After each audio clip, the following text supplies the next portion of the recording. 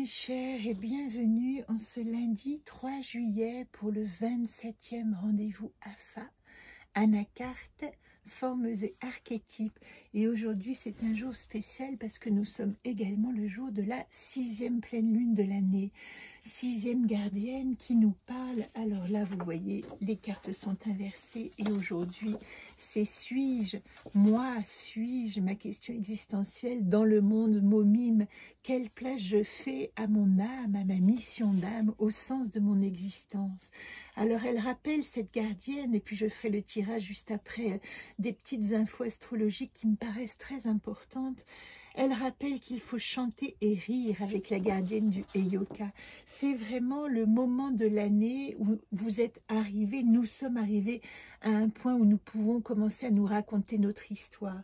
Vous voyez, dans ce cycle que j'ai rassemblé dans le jardin de la connaissance et les 7 arbres, eh bien nous sommes arrivés à l'arbre d'aimer. Ici suis-je. Nous avons fait le cycle de se reposer avec le bilan du Sud, ce que je ne veux plus, mais principalement, cette gardienne au moment de la pleine lune, il y a toujours quelques dates d'écart, évidemment, entre la fin du semestre et la 6e pleine lune. Suis-je? Elle nous parle vraiment de la dimension d'amour que je vais mettre dans ma vie et qu'est-ce que je vais pouvoir raconter maintenant à partir de cette histoire d'amour que je vis avec moi-même, avec mon histoire, avec mon existence. Et ce qui est intéressant, c'est que vous voyez, nous avons passé les 6 premiers mois de l'année avec cette situation actuelle, atouts et qualités. Nous avons traversé les 7 arbres de la connaissance en passant par les bilans, d'abord de l'Est, ce que je peux, puis du Sud, ce que je veux. Et nous allons rentrer, et c'est aussi le sens de la décroissance, le sens de l'intégration. C'est une lune très puissante d'intégration de tout ce que nous avons appris depuis le début de l'année et comment nous allons pouvoir maintenant mettre en substance tout ce que nous avons appris depuis janvier. C'est intéressant parce que à partir de cette 3e ligne, elle s'appelle problématique à résoudre. Ça ne veut pas dire que pendant 3 mois, nous allons avoir que des soucis. Au contraire, puisque nous rencontrons l'enfant intérieur et l'amour, nous rencontrons la gardienne de la guérison, nous rencontrons la gardienne des rêves.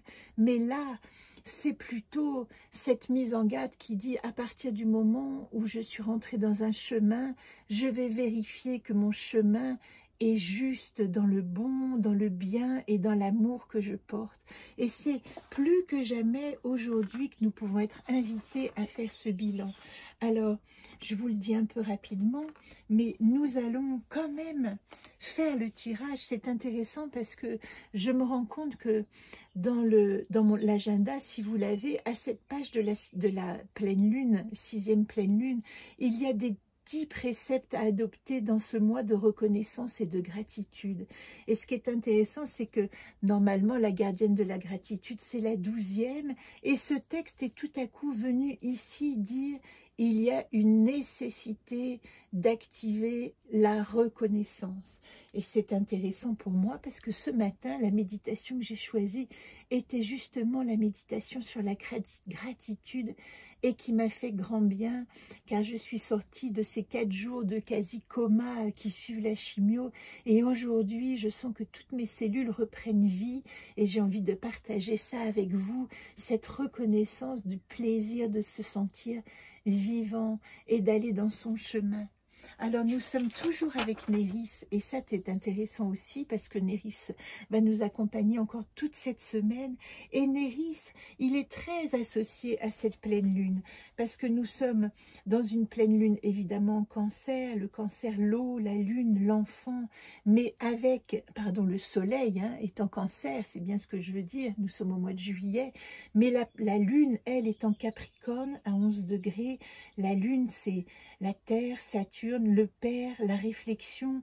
Je ne peux pas m'empêcher de penser à cette rencontre entre réflexion, structure et émotion, les eaux du cancer, et aussi le fait que nous sommes dans cette rétrogradation de Pluton qui est toujours en train de nous inviter à nettoyer ce que nous avons mis en place depuis le début de l'année.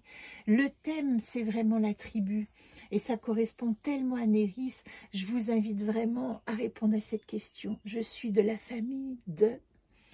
rassemblement des proches. C'est ce qui est important dans ce mois de juillet, ce qui est important pour le cancer. Et c'est accentué par l'effet d'intériorisation que demande le Capricorne, de réflexion intérieure.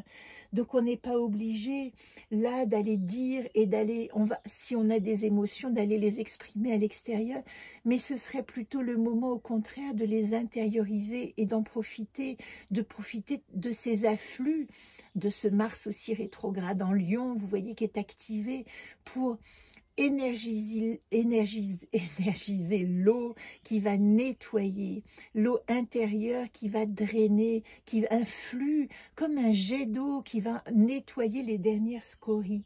Il y a une nécessité évidemment d'être en vérité et en justice, mais en justesse, mais attention au conflit.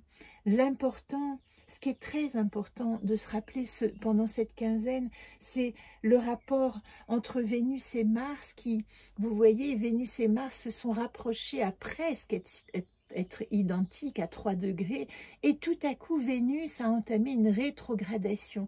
C'est comme si elle ne voulait pas rejoindre Mars dans l'action, Mars continue, n'est pas rétrograde, continue son chemin, mais Vénus, elle fait un retour en arrière par une nécessité de regarder à l'intérieur, ne pas prendre de décision, retourner à l'intérieur dans son affect, ne pas aller vers l'action.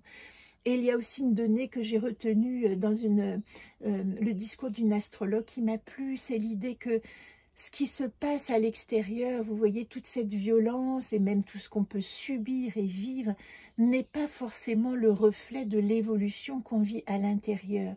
Et il y a une nécessité de grande confiance qu'à l'intérieur, quelque chose chemine et travaille, même si à l'extérieur, ça semble être le chaos.